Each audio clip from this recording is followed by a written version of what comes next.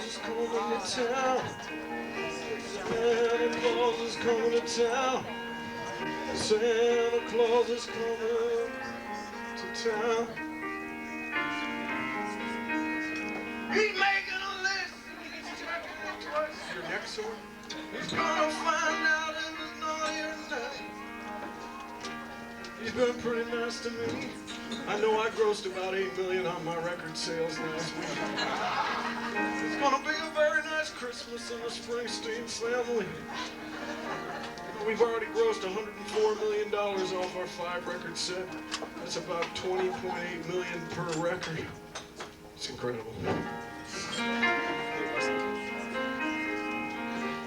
It's a midnight free show at the West Bank Cafe, special Thursday night edition.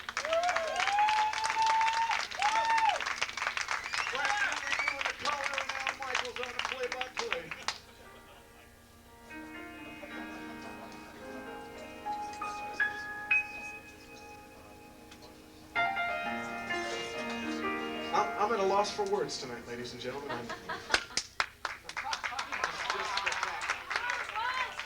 For once, we've had a wonderful theatrical experience.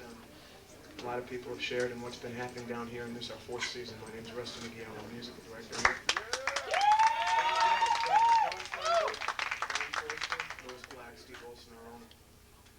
Louis Black taught me the importance of political comedy. That's why I don't do any. No, actually, I do. We inspired this next number, which I based on current events, which unfortunately are no longer current. But who cares? I certainly don't. I don't think you will either. I had some inspiration for this song. From the police force of the New York City government. Let's see if this thing works here. Yeah.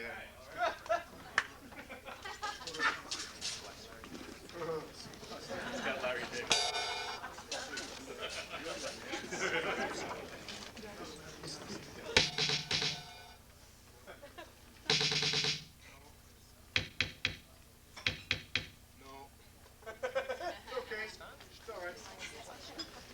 I co-wrote this song with a couple of cops from a precinct that I think you've heard about.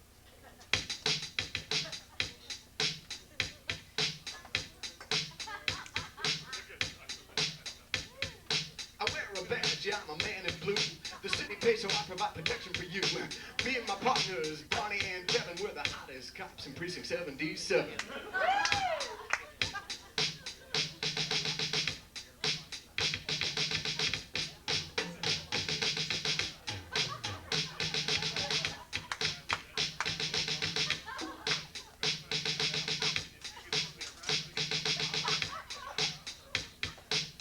Dan Rather one night after our beat, he spent 48 hours down on Crack Street. This ankle man had an idea that's grown. We decided to go into business on our own. We shake down junkies and confiscate the crack. We put it on the street and sell it right back. You can take this shit and snort it up your sinus and tell the world you bought it from New York's finest.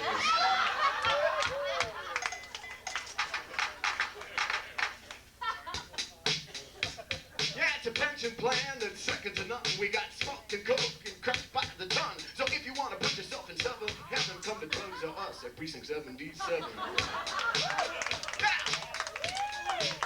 All right, it's Thursday.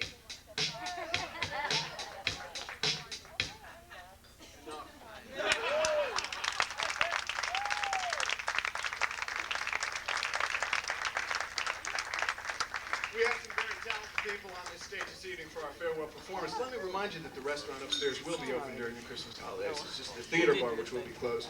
We're reopening January 5th. Put your name on our mailing list, which is outside on the podium. Silly me for asking. Outside on the podium, and we'll send you our newsletter and let you know what's going on down here. Before I bring up some very fine and talented people, I'd like to sing my last song, which is a homage to two of the most important people in America today.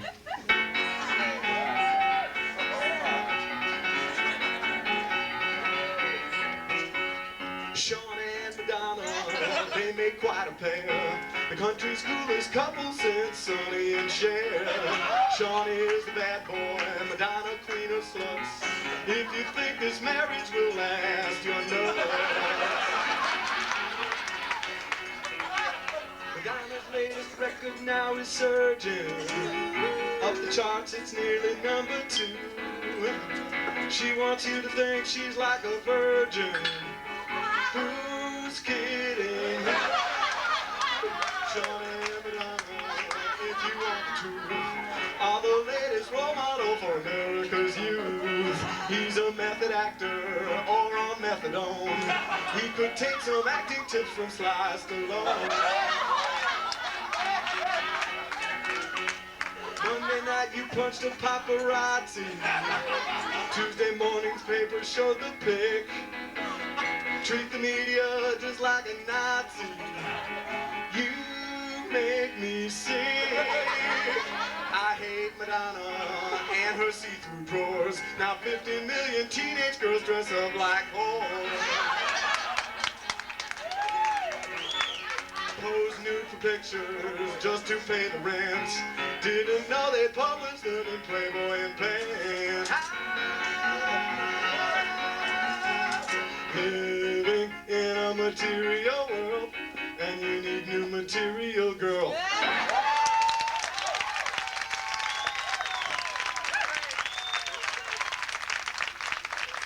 Ladies and gentlemen, the man that makes the West Bank happen, Mr. Lewis Black.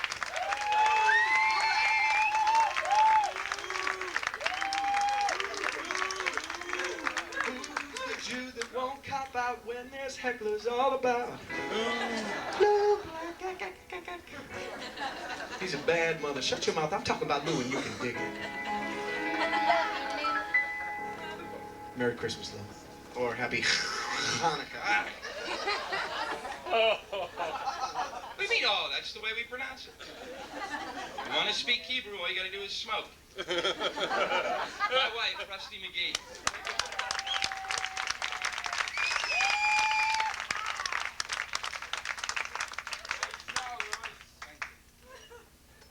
I'm serious. Fucking put a lot into that, so it's nice to hear it, because we made about 8 cents on the dollar for that one. No, it's what it's about, is that. Obviously I don't care about other things, which is why the Christmas season is marvelous for me, because it's only a spiritual time. I'm in a state of minor panic in front of you this evening, only because I'm performing sans glasses. I don't have my glasses on. I've worked as a comic for literally 20 years with glasses. I'm funny with glasses. I'm serious. Without glasses, I have no idea. I don't know if the 87 Lou will fly.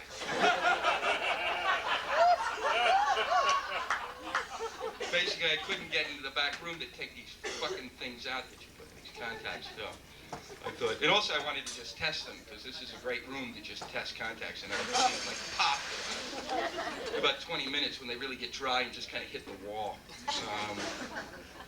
No, it's fun. Christmas, it's now Christmas. Tomorrow I'm fucked now, because it's Christmas. And, I know that Christmas is a lot of fun for you guys out there, but for us Jews, it sucks. No, it really does. It's an intolerable time of year. And people time and again, they say, well, no, what are you bitching about? You have Chanukah. And they go, it's 8 days of gifts. Maybe, but not if you were born and raised in my house. What you get is, on the first day, you get like a pen and pencil set. Second day's erasers. The third day, it's socks. Fourth day, it's a notebook with your initials gold embossed on it. Basically, it's a back-to-school holiday. No, I'm glad. I know it's Christmas, because it's the Norelco ad. It's the first ad every Christmas. It is. They've been doing it for 5,000 years. Longer than Judaism has been the Norelco ad. Santa on the little shaver. You know, he's sledding through the fields of cocaine. Are people back there? Yeah. Oh, good, because I panicked. If they're not, then I thought I'd do longer. I can't. I'm saving most of what I'm going to do will be later this evening. No, I'm serious. Saving my best for last. Now, there are two things I wanted to read. The first is the best thing I've read in the New York Post in the last year, and it came out this week. It was given to me by Dawn Steinberg. I'd forgotten to rip it out, and Dawn got it for me because the Post has really kind of gone downhill. Let's face it. It's not like it used to be when really it had the guts to print its own news. For a while there, it was just phenomenal. You could wake up in the morning, you read that, and say, that fucking hasn't happened. And then 2 weeks later, it would. This is from St. Louis, a fun city. You ever been there? Huh, talk about it. God, he killed kin over toilet rolls. Now, for starters, this definitely has to be a Jewish family. Except maybe the Catholics. The Catholics are the only other people who discuss their prostate in public. There's the only two groups of people on earth that go, oh, it's really acting up. You'll be sitting there, turkey dinner, and Dad's going, hey, hey, hey. It's absolutely fucking true. It's nothing to panic over. Somebody's got to forget it. I lost sexes there for a moment. A man upset because his brother had used 6 rolls of toilet paper in 2 days. Shot and killed him. And rightfully so. This is something my roommate Ed Gold and I go through this all the time. Nathan Hicks, 35, my age group. Oh, obviously going through a breakthrough. Yeah, midlife crisis is right. It got very cold in St. Louis. The nuts went up, strangled his brain. He was charged yesterday with killing his 33-year-old brother Herbert with a rifle. Can you imagine that? 6 rounds. Hicks told officers he bought an 8-roll package, and he told them. Isn't that wonderful? I mean, I don't care how fucking far out you think you've gotten to. I don't care how bad you feel in February. You know, when it really just seems like this is the end. Remember Nathan Hicks. I bought an 8-roll, as if he was explaining it. This 8 rolls. And he became enraged one day because Herbert had used up 6 of them. Oh, Herb. Oh, man. Another piece, which I thought was good for the season, is I read last week. I read about Jesus on a tortilla. It's one of the greatest pieces ever written, and it was followed later on because when it comes to the Virgin Mary, Jesus, you see them anywhere, and this is the other great piece of this. This is why we should continue the Bible. I'm serious. For those of us, believers see the Virgin where others see a Chevy. This is from San Antonio, Texas. Hundreds of people, many clutching rosaries, as they will,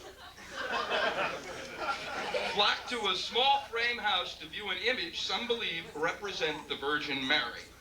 But an angry resident blotted it out with 2 powerful floodlights.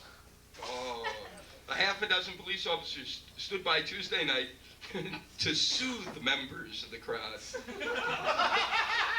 Kind of like drawing the rosaries out of their hands. Here, sit quietly. Who were weeping and yelling for the floodlights to be extinguished. Or flood rights. Because many people don't have their flood rights. As we know today, South Africa, nobody's got them. Large, noisy crowds have made life miserable for residents of the South Side neighborhood since the image was spotted last week. Homeowners, Angie... Nothing. No, you think, okay, that's like basic baiting. And the problem is that at my age, my palate will move at will. You say, no, I don't like it anymore, Lou, bye. And that's why you got homeowners. Angie and Candelario Gutierrez say the image is not the Virgin Mary, but rather reflections made by a neighbor's porch light bouncing off the bumper of a 1975 Chevrolet. Instead of a miracle, it's been a nightmare for the neighbors. Ben Gutierrez, who installed the floodlights Tuesday night, said he planned to leave them on until the crowds dispersed. Which I guess they don't get first-run movies in San Antonio. No malls. Oh, let's go down and see Mary. Gutierrez neighbors were more than happy to hear. They're all behind me. They're the ones who lent me the floodlights.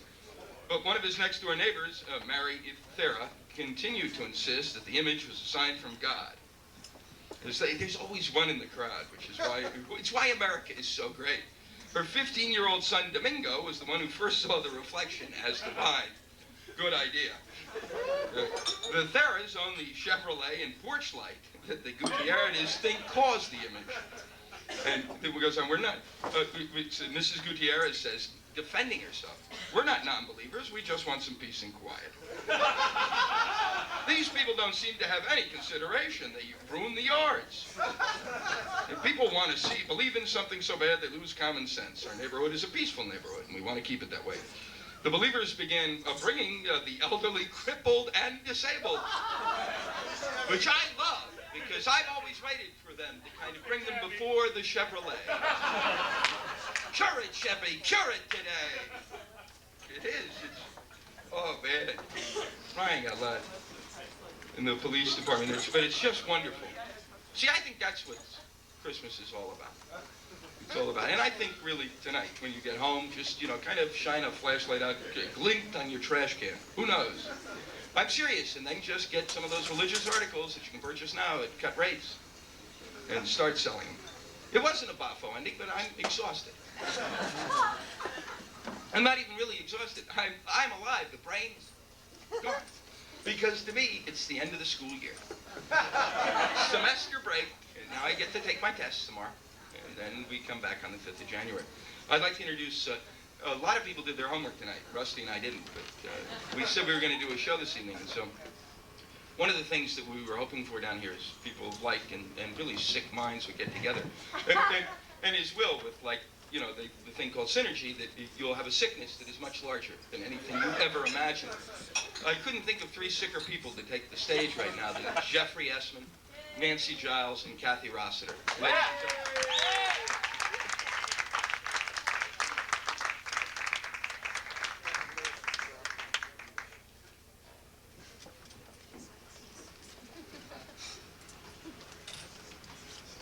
Good evening, ladies and gentlemen. I'm the playwright. What you're about to see is very much a work in progress. It was, in fact, written yesterday. Therefore, the actors are still on book, and Rand will need a little more light if we're going to read it. But I thank you for your support. There will be a discussion of the piece after the show. And ladies and gentlemen, I now welcome you to the first viewing of Pinky.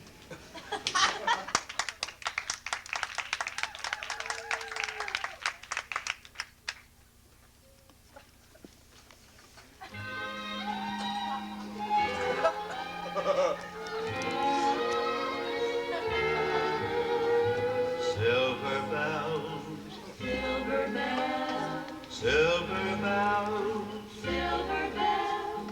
It's Christmas time in the city. Ring-a-ling. You do some things you're not proud of.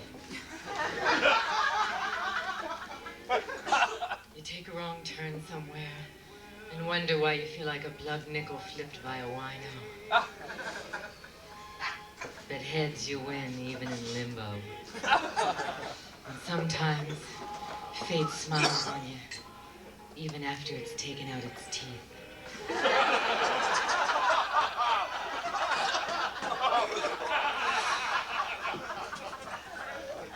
It's Christmas 1956. I am Pinky.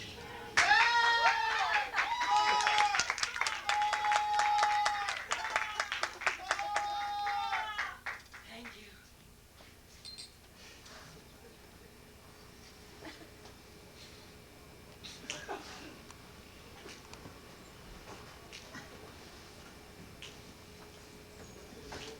Come. Oh, yeah.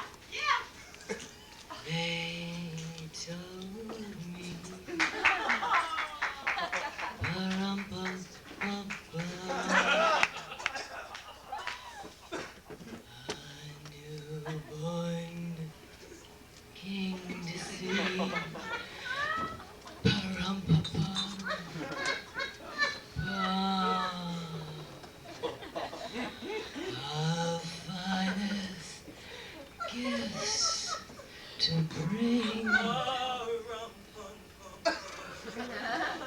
Ladies and gentlemen, the jazz great, Miss Miller Hughes.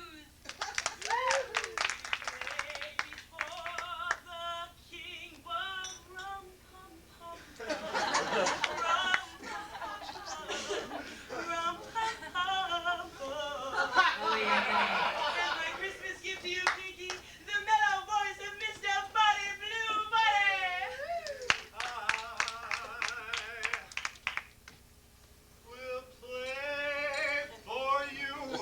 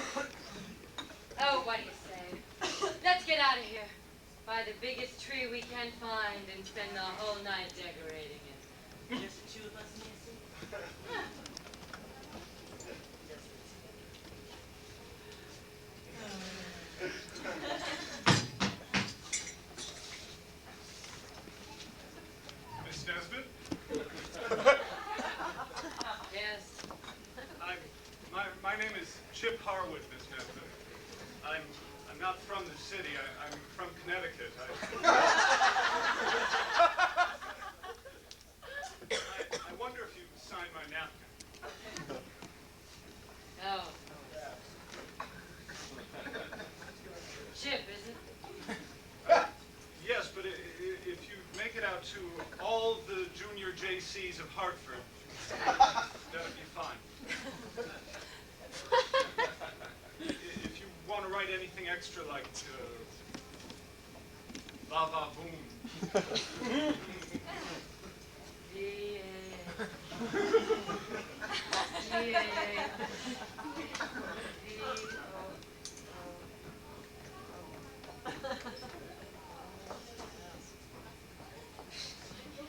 Love.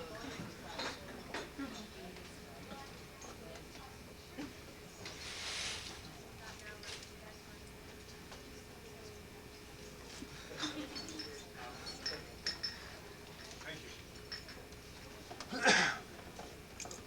Oh, I didn't realize how late it was. I missed the last train.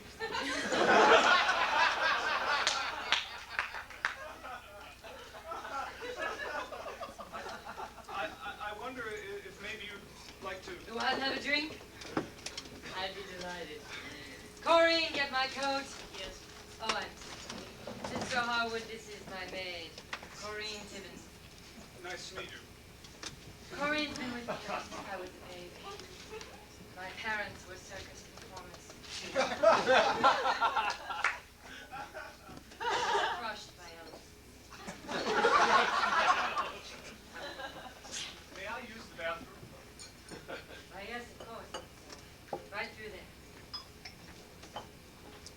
Now, don't you sit up waiting for me, you old dog. If you can't sleep, my sleeping pills are in the bedside table. Hurry up, dog. Hurry up. I can stand like this forever. Now, you just take as many as you want. Let me see. The tree. I forgot entirely. What? Well, we'll have one next year. Oh, look, I was going to give you this later, but... Here. It's $5. Merry Christmas. Oh, thank you, Missy. You're always so kind to me. If I could just say one thing, though. Remember, the name is an animal. Corrine, you always say that to me before I'm about to go out with a man. What on earth does it mean? Hey, I just had an idea. My train doesn't leave until morning. Why don't we get out of here, buy the biggest tree we can find, and spend the whole night decorating it? Just the three of us? Yeah. Just the three of us. Oh, yes. Oh, yes. Oh, darling. You've made her very. You make me very, very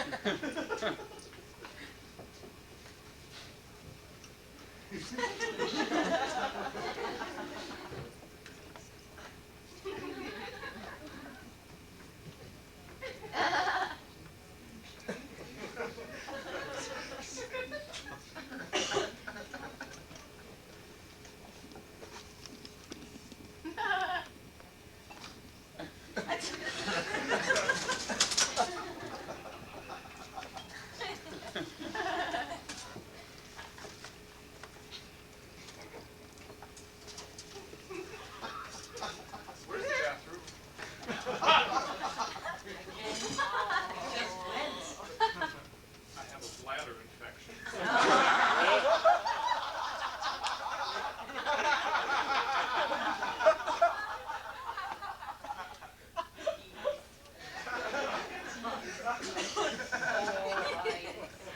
can't run. I think this is really it this time, Corinne. I've never felt this way about anyone. When I'm with him, I almost forget myself. I mean, I can imagine what it would be like for someone if they could forget themselves. That's love. Just be careful, baby. Please. Promise me you'll be careful. Oh, Corinne, don't be so gloomy. Go and get an eggnog. Did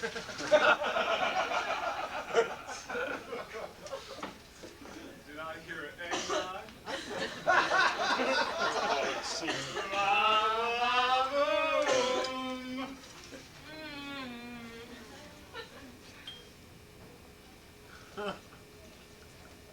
I know I haven't known you very long, Miss Nesbit. But may I ask you for a Christmas present? Sure, Toots, anything. Will you be my wife? Good. I figured it all out in the dash. We'll drive down to Maryland to a justice of the peace, have some crab cakes, and then we'll go on down to Washington for Eisenhower's inauguration. How's that for a honeymoon? Oh, darling. Oh.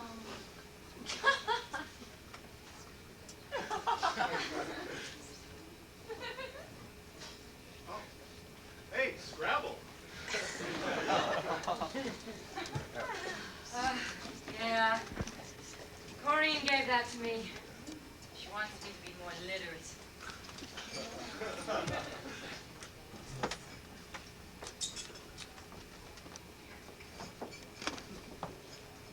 Pinky Nesbit.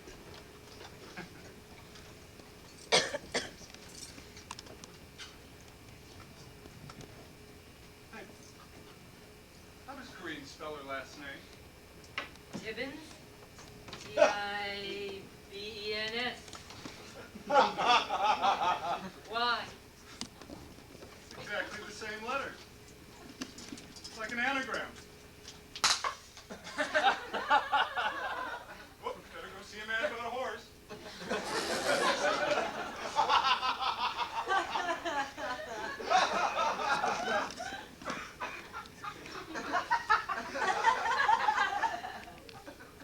Maureen, what does it mean? What does it mean?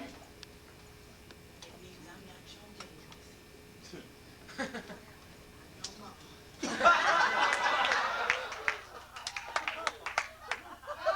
Oh, no, that's impossible. My parents were... That's partly true. Daddy did work in the circus. He was a clown. A clown? My father was a clown? Oh, he was a funny man. He used to do this thing with a salsa bottle and a French poodle. I just love it. Not now, Corinne, not now. Corinne, you showed me a picture of my mother. That's no picture of Doris Day from a movie, man. Don't you see, baby?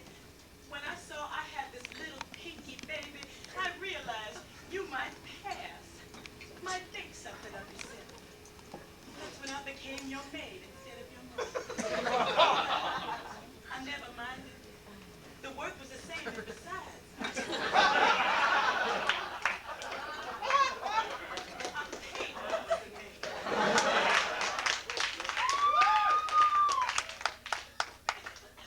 I wanted to tell you a million times, but you were having such a good time. I didn't want to wreck your fun. Wreck my fun! Chip has just proposed to me. What do you think he's going to say to this, huh? He's a young Republican. What do you think he'll say when he finds out that my mom is not dead after all? Hey, that's terrific. Is that what you've been so quiet about all evening, Corinne, huh? You always know they're up to something when they're quiet.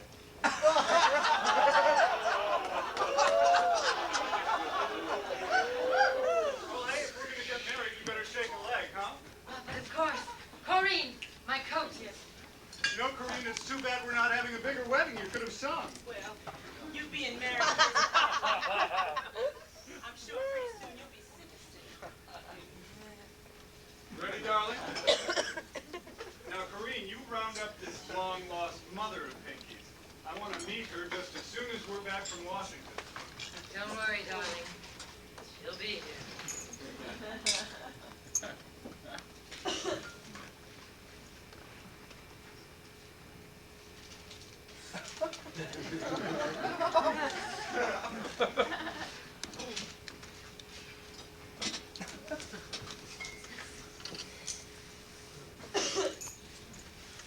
We're back, Corinne.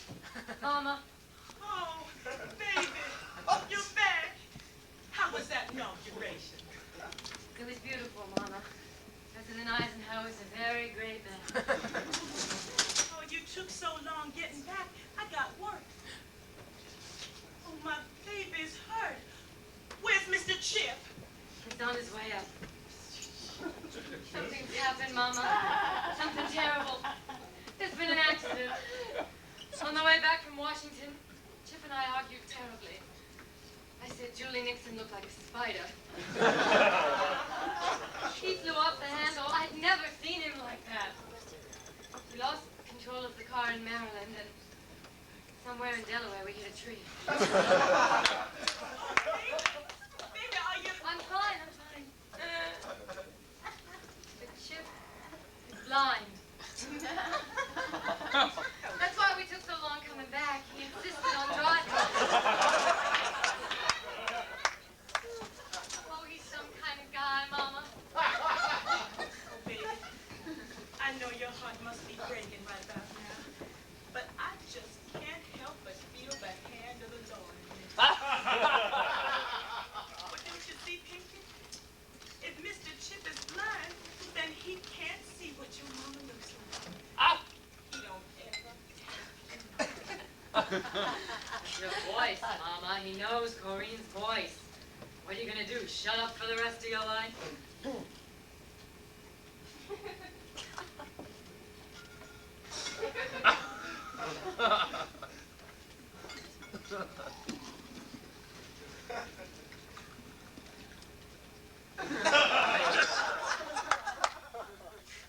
Mama, don't be ridiculous. Mama? Mama, say something.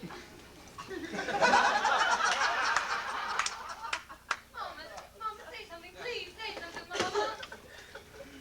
Mama! Mama, please say something, Mama! Oh, Chip, darling, you're here. I was just calling my mother. Here she is now. Chip. Chip, I would like you to meet my mother.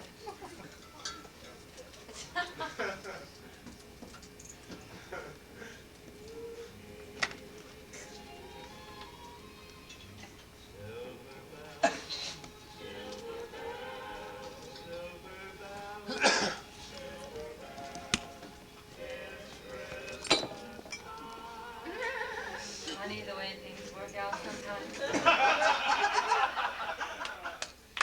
My husband was blind. My mother would never speak again. It was the happiest Christmas of my life.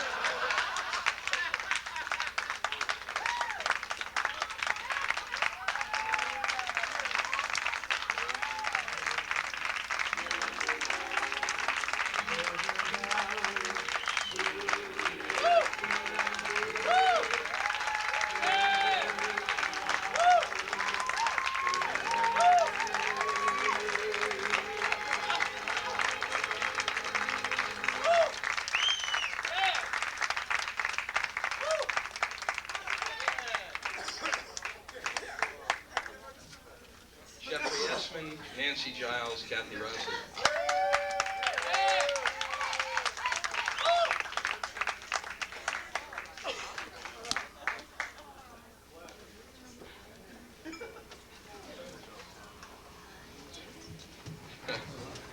I had a line there in my head, and then I listened to you not laughing, and I didn't say it.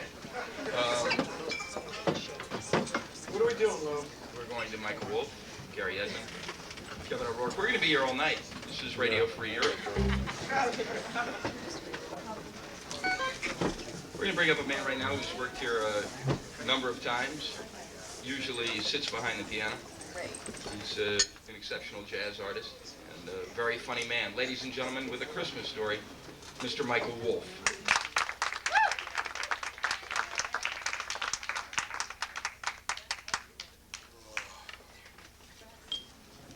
Thank you very much.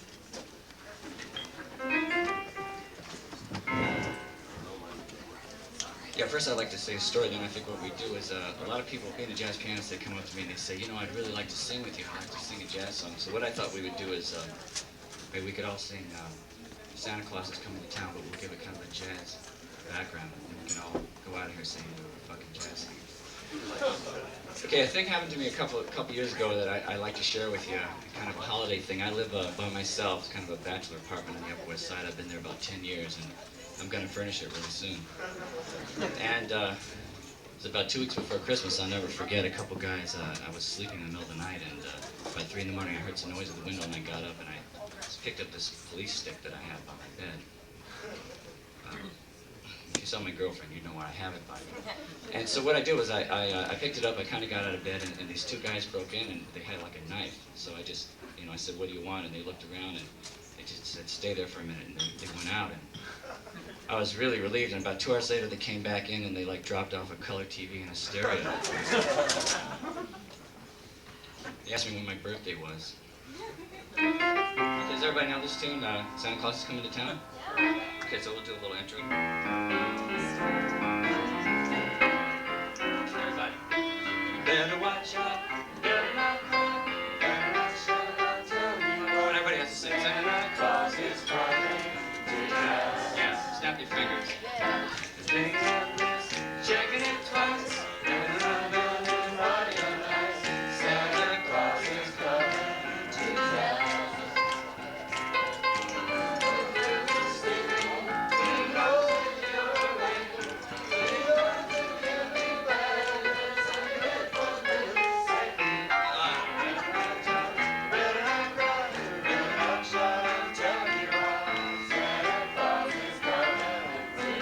Singer always lets the piano player solo, right?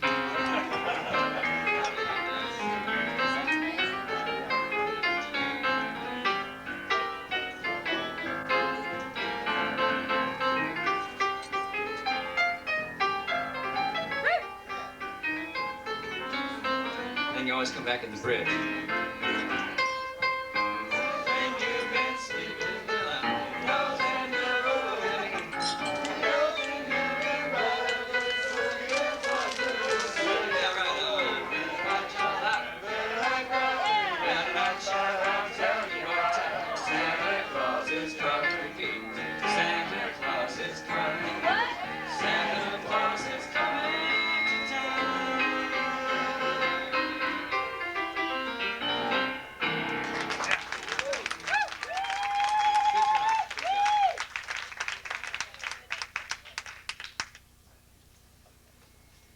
If I may, I'd like to get serious for a moment since we're closing up for the end of '86. And first of all, thank the guys that run the West Bank. First, the owner, Steve Olson. Louis Black, Rand Forster, John Steinberg, Rusty Magee. It's really changed my life coming down here because I never knew where to meet any girls. So I started coming down here hanging out, and they give everybody a chance to do some comedy. It's really exciting. I'd like to share something that, why this place is kind of a nostalgic thing for me. Before Manhattan Plaza was here in the late '60s, there was a jazz club right on this corner on 42nd and 9th. You remember the club? And I'll never forget, I came here in '68 with my high school girlfriend, Michelle. And we came down, we sat, it was like a basement thing, kind of like this. And we listened to my idol at the time, saxophonist Cannonball Adderley. And we heard him play.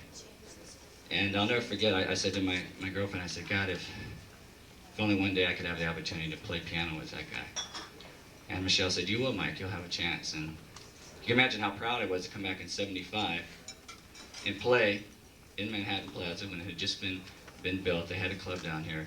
And I played in the band with Cannonball Adderley. I played piano. Thank you. I'll never forget, after the first set, I went backstage and I said, Cannon, if only I could get back with Michelle. He said, I don't know if you'll get to do it. Thanks a lot. Good night.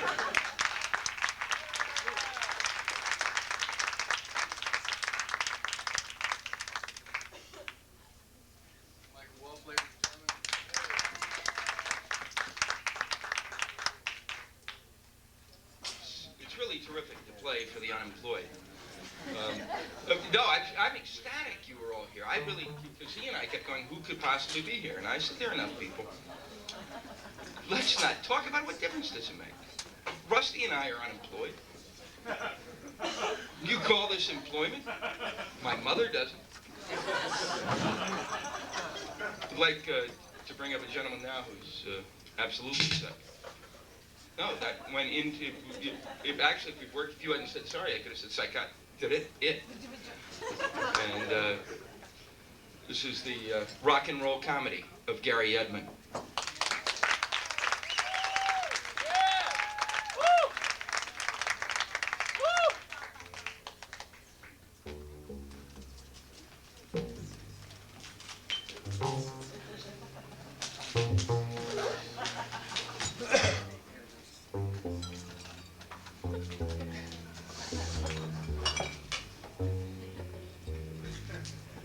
My next?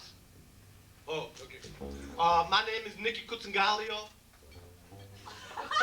I'm here to audition for the road company of Grease. Mainly because it's like the only part I can audition for. I know the play like is over and everything, but they say like I'm like, what do they call it, typewriter casted or something. Because apparently the role was like written for me. So like, I tried, you know, man, I tried like other kinds of theater, you know, but basically I think in general, theater sucks. It's a general opinion, because I tried West Side Story, you know, but like that didn't work out, because I mean, think about it, man, just think about it, I mean, like, a bunch of guys running around dancing. I would have kicked all their asses by the end of the first act. What, are you kidding me? That ain't reality, man. And like Shakespeare, right? Dig it, right? To be or not to be? That ain't no fucking question. Come on, man. I want to be. I mean, if I'm here on the fucking earth, I want to be. I mean, what is it with this Hamlet anyway? I mean, first of all, look at him. He's got troubles. He's talking about he'd kill himself for, like, Queen Gertrude, you know? And, like, this his chick, Ophelia. First of all, I wouldn't even talk to no one named Gertrude or Ophelia, right? Much less kill myself for him. The only person I would kill myself for would be the king. Not Claudius, Elvis. Yeah. See? Now that's a part I could play, you know? I could dig being Elvis, just for once, you know? Good evening, ladies and gentlemen. I'd like to thank you all for coming here tonight. Girls, get ready. Your panties are about to get wet. Where's a wall full of money? I know I could take on 2 or 3 or 4 at one time, but remember, I got plenty of time. 2 for the show. Priscilla, if you're out there tonight, it's okay, you can have Bobby Ewing's baby. I had 5 or 6 bastards in my time, and I never told you about it. Do you get ready now? Go, back, go, now don't you step my blue suede shoe.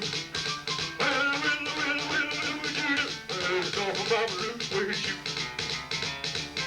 Well, you can knock me down, I'll step on my feet. Saying my name all over the place. I'm doing the thing that you wanna do.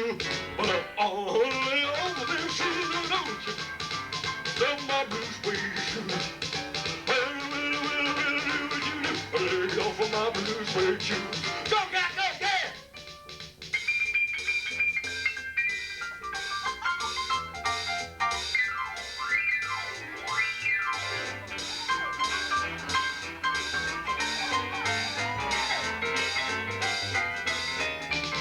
Well, blue suede shoes, blue suede shoes, yeah!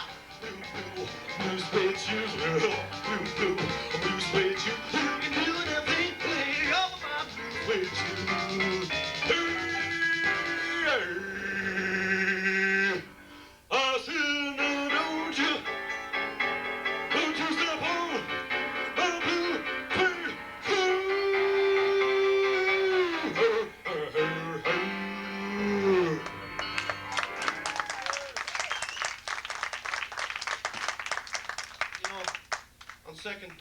not. Because I'd have to like gain 100 pounds by the end of the third act each night. And I ain't no fucking Robert De Niro, you know? I can't do that stuff.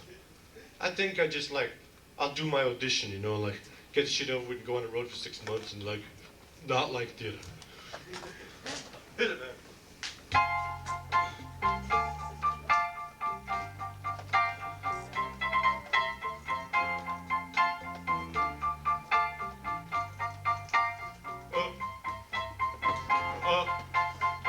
Hold. Austin. Oh, would not to love you. Oh, what a night. To squeeze you, dear. Oh, what a night. To hold you, dear. That's why, yeah. I love you so. I won't forget all those things you have done to me.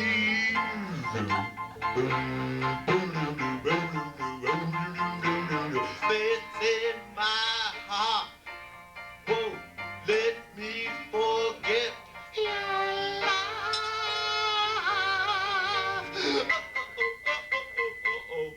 Oh, what a night. Yeah. To love you, my dear. Oh, what a night. Yeah. To squeeze you, my dear. Oh, what a night. To hold you, dear. That's why, yeah. I love you.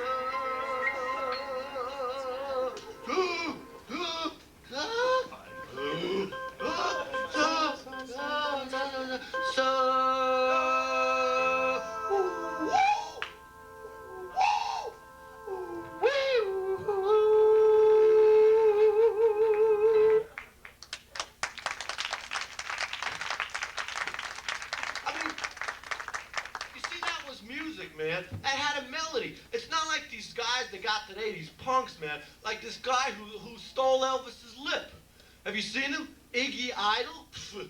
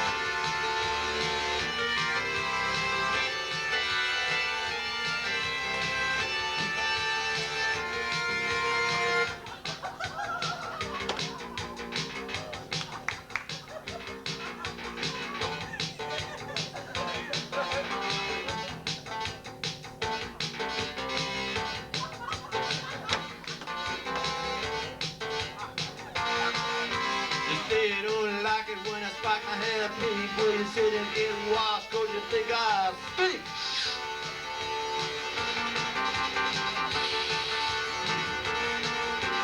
Don't do that, you gotta do it like this. Will you even try to tell me how to take a piss? I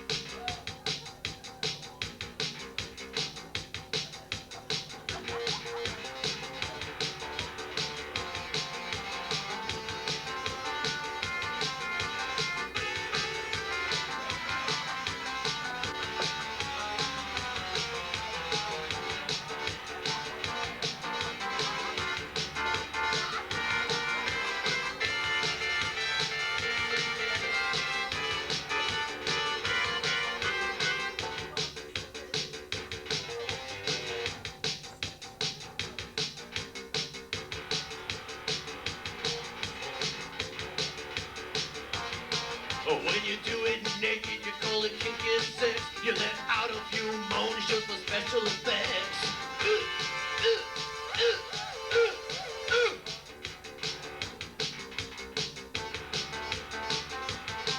You think all the world's a stage? If it's true, I know we better stop this scene. It's a boring show. Yeah, I am sick of you. I am sick of you, and I'll show you how sick I am, baby.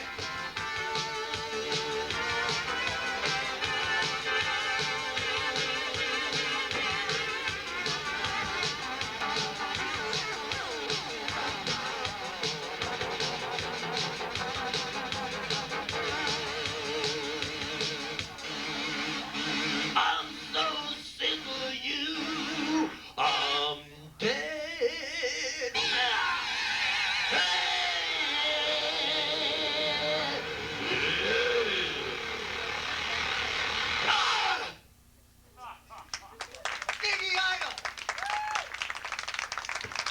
Ladies and gentlemen, Rusty Magee right there. Yo, Rusty Magee. No, Rusty Magee. Thank you very much. Gary Yedlin, the rock and roll comedy thereof. Louis Black, once again, come up and join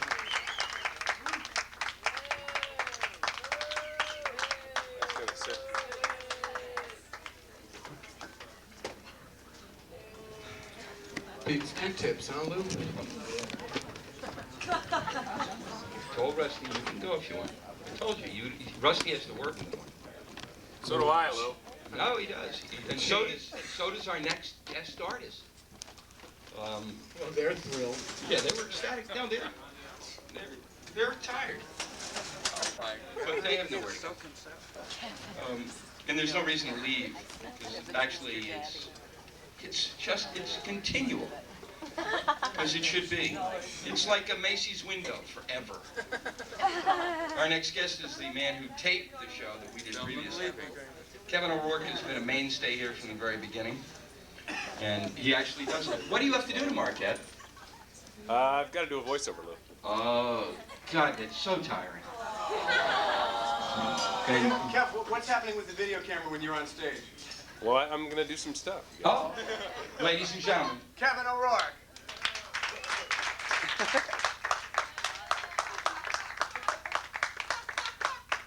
Thank you, ladies and gentlemen. I've never done this before. I just like to get a record of exactly how terrifying this is. I'm going to go into the audience now. Oh, that's a good-looking one. We get a little light down here. You got a spot, Rand? No, Kevin. Okay, fine. Fuck it. Would you mind taping just taping me? Just right through the eye there. Welcome to the Oliver North benefit. Please be generous in your contributions. You know, you get it?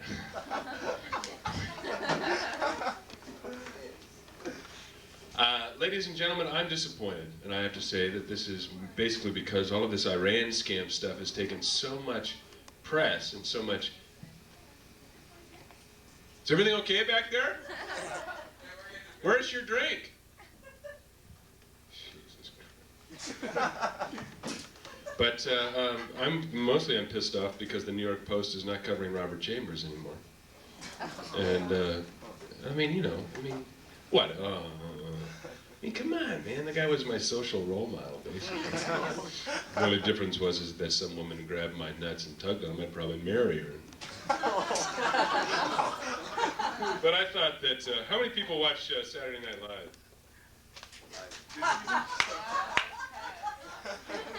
Oh, you watch Iggy What's-His-Name, right?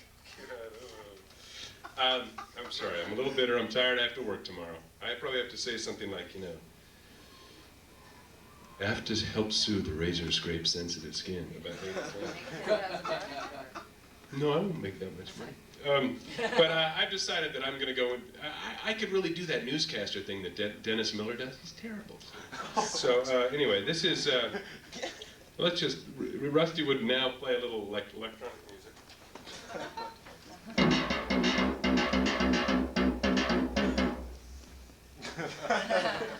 Good evening, ladies and gentlemen, and welcome to the WME Personal News Holiday Report. I'm Kevin O'Rourke, and John Bowman is on vacation. Well, I woke up early this morning to the gentle sting of Jack Frost nipping at my nose. I rolled over, punched him in the groinal area, and took my customary stroll to the bathroom. On the way, I stopped in what I comically refer to as the kitchen and fixed myself a slice of toast with peanut butter.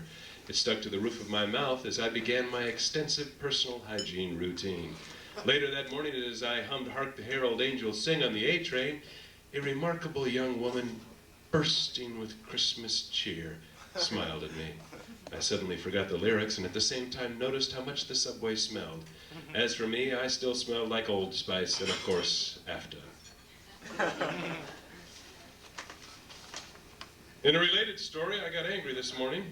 As I headed toward Midtown in an exhaustive day of expensive Christmas shopping, a taxi loaded with white-haired New Jersey housewives nearly ran me over at the intersection of 51st and 7th Avenue. I hit the vehicle sharply with my gloved hand and screamed, "Ho fucking ho, and Merry Christmas to you, you foreign-born piece of shit." Moments after the encounter, I was overcome with guilt. Quickly, I deposited 2 crisp dollar bills in the chimney of the Volunteers of America Santa at the corner of 52nd and 6th. As usual, cash proved to be an antidote to a Catholic upbringing.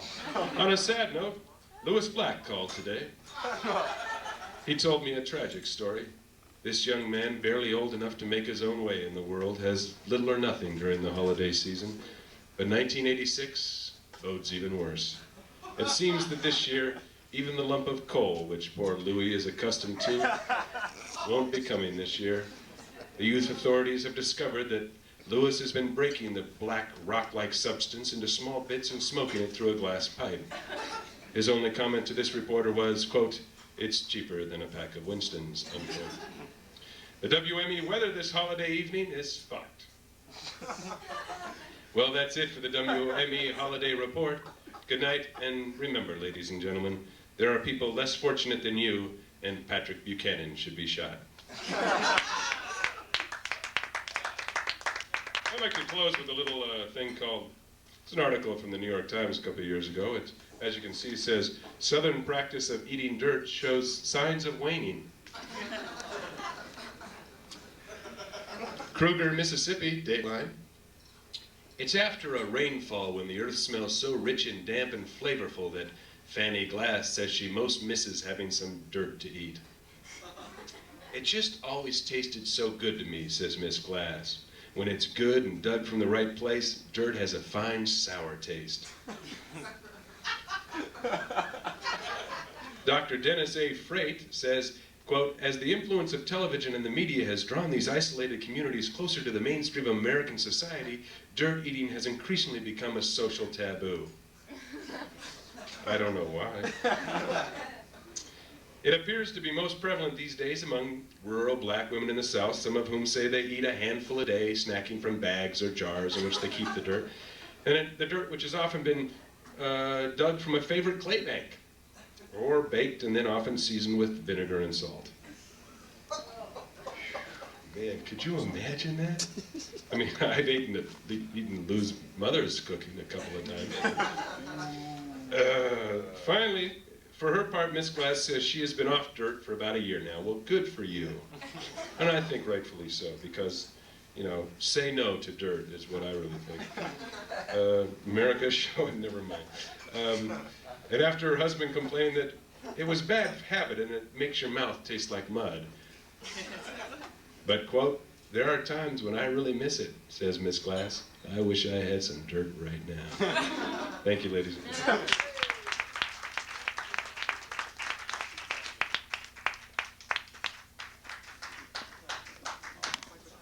Kevin O'Rourke. You can go. No, you don't have to panic. Oh, a breakthrough. You should do the Oliver North story. You'll be about the right age. It just depends on what network you want.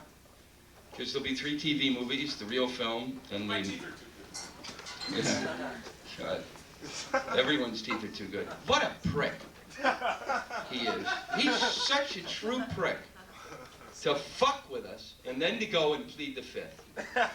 You either go by the Constitution or you don't, you know, they should just say, no, you can't. No, we know you fucked up, so no, you can't. You have to tell us what happened. Where's my... Oh, there you It's just, oh, good. That's really scary. What's truly scary is somebody tried to take it away from Ken. This I love. This is truly it. This is why I do it. Just that moment so that I can become this big. It's something I'll never comprehend. Oh, Lou, this Yeah, is... great. Yeah, tell us. Network TV, thank you. It's been good to work with them. That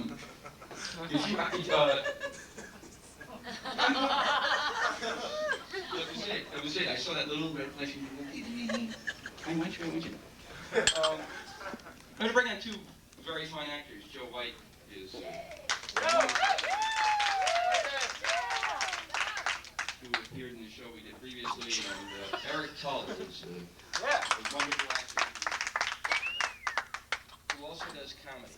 Eric is actually the nicest comic I've ever met in my entire life. He is. And this evening they're going to do a piece from a show that was called Good Evening. That was done a number of years ago on Broadway. And now we get to see it for really pennies. And the piece is gospel truth. Ladies and gentlemen, this is Eric Tull and Joe White.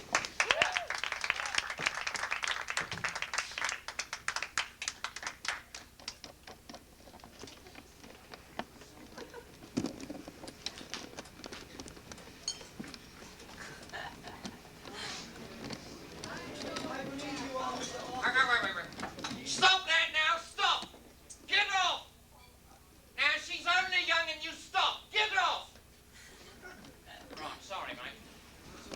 I do believe you're Mr. Arthur Shepherd. That's right, shepherd by name, shepherd by nature. Lo, my flock are lowing. Hello.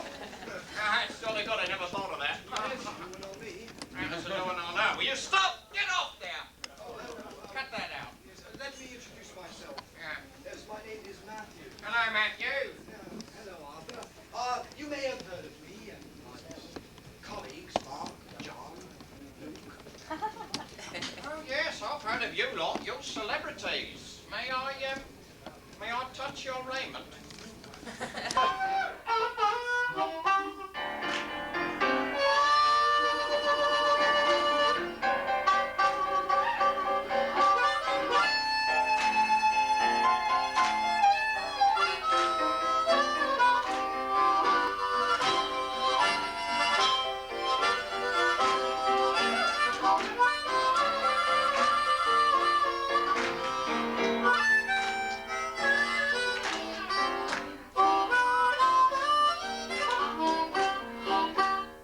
Let's do a soft one. She gets up and sing. Like Mary.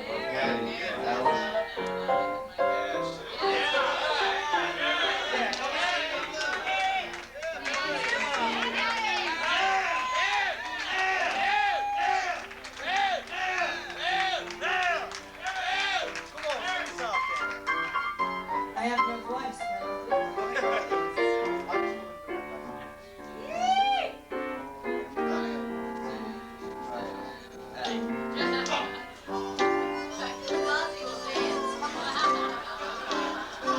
Well, I'm a mean down, low down, dirty woman.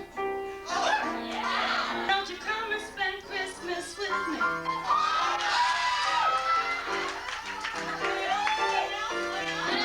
But I'm a low down, dirty woman. And baby, don't you come and spend Christmas with me?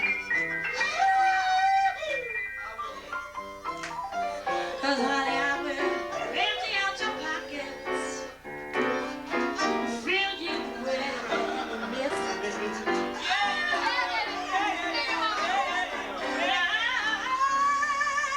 I'm gonna caviar for breakfast, champagne every night, and a fish and goose soiree for all the other men that I invite, baby. I will be down, low down,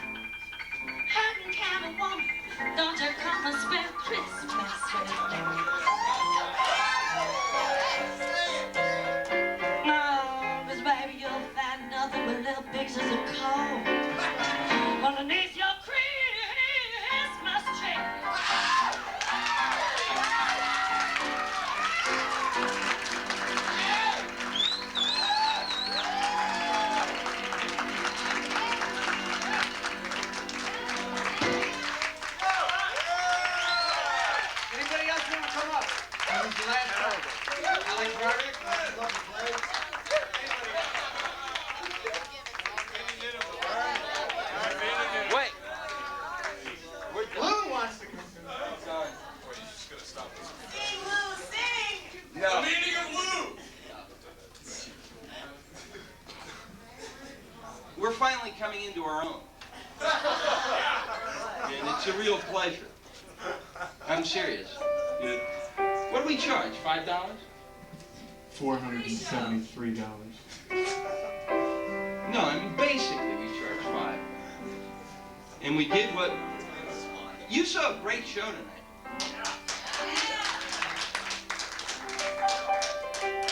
And first up, I'd like to thank the man at the booth this evening who is...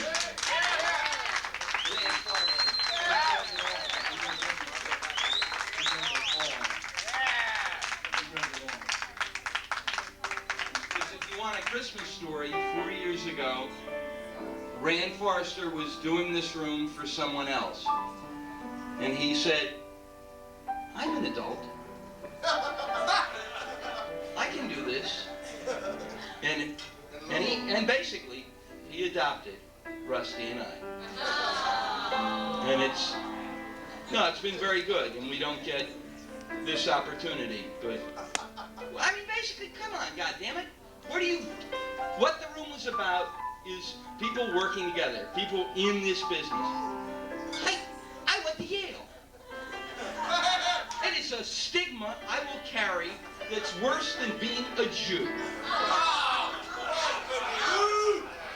Yes, in this industry, yes. Because I didn't care about being there. That's where I met these two gentlemen. What we saw tonight was a combination of talent. There's more in this city than meets the eye. And if we want, we can have it. And we may not have it out there, but at least we got it here in the handball court. So enjoy. Can I do one last... Oh, yeah. What, are you kidding? After I'm up here doing a political speech, you can do whatever you want. No, I want to leave it with you. I love you, bro. I love you. Kiss. Kiss. Kiss. Kiss. Kiss. The camera's running. Turn the camera off. No, the camera's running.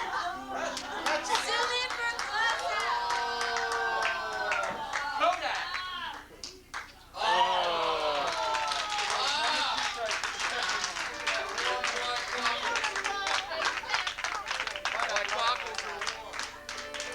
Remember Danny at the bar, who performed in the second show this evening that had to work here all night. And I'd also like to thank Barbara and Steve Olson. Barbara for taking control. And creating Barbara's world. And Steve for taking time off. And John Steinberg. Judy, don't forget Judy. I did, we sang Judy. But you were talking. And I really would like to thank you, the audience, and tell folks about us, because we're not big on advertising. And if we can't make more profits next year, we're going to Tell Shop. We're going to sell things on yeah, we will. Oh, yeah, you're fucking right. We're selling stuff from Barbara's world. We'll sell the Licos if we have to. And I would like to thank all the artists who've worked in this room in the last 4 years and made it possible for him and I to be able to be up here this evening. And we've worked with some amazing ones. Thank you very much, New York. I leave you with Rusty Magee. Good night. Thank you. Louis Black, ladies and gentlemen.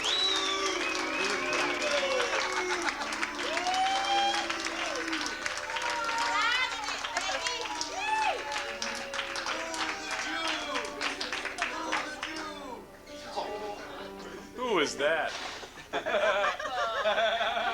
Griffo. Griffo, the Italian. Griffo, the WAP.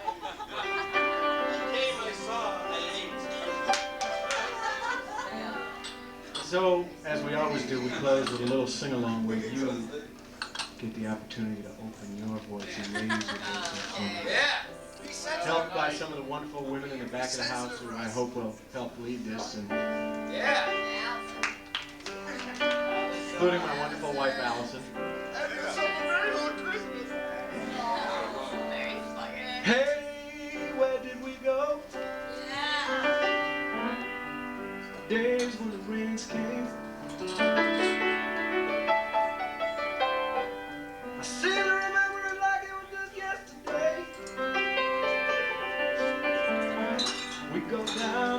piano and playing new games.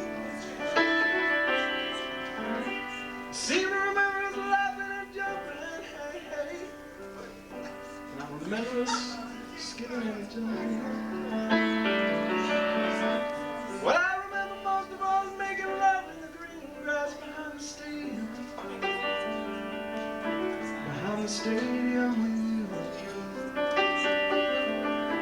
a brown-eyed girl. Now that green grass is underneath about a foot of snow.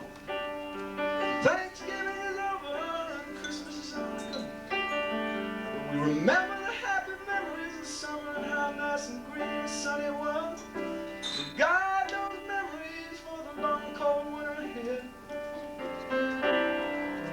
Share the memories of the friends we made tonight down here at the West Bank Cafe. And we're gonna think about this night every now and then on a cold February night when you didn't think you got no friends anymore. You gonna remember tonight. And what a good time you had singing along on the chorus of the next song. Sing along with brown-eyed girl.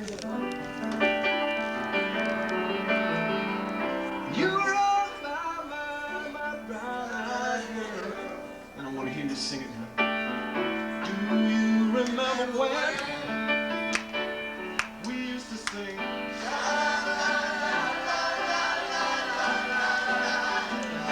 Sing it again now.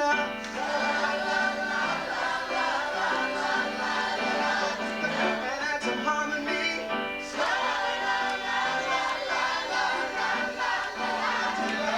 Keep it going, keep it going.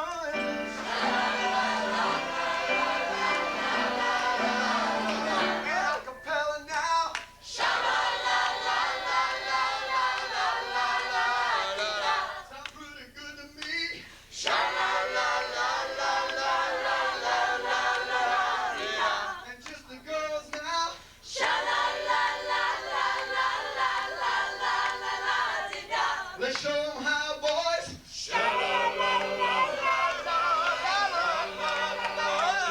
And everybody.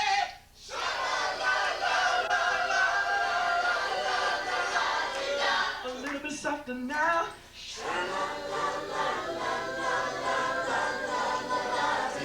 And just a whisper now.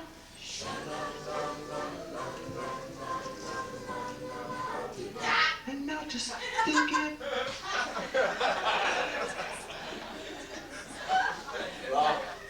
A little bit louder now.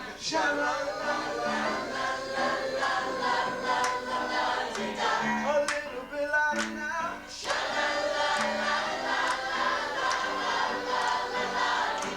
It's a religion.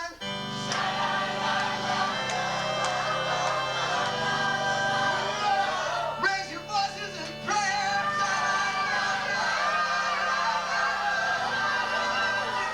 And just two more times.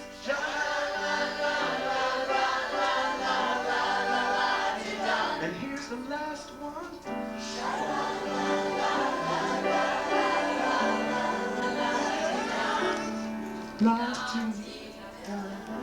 Good night, God bless you, and Merry Christmas. From Lil Wayne and myself. Good night, everybody. We love you.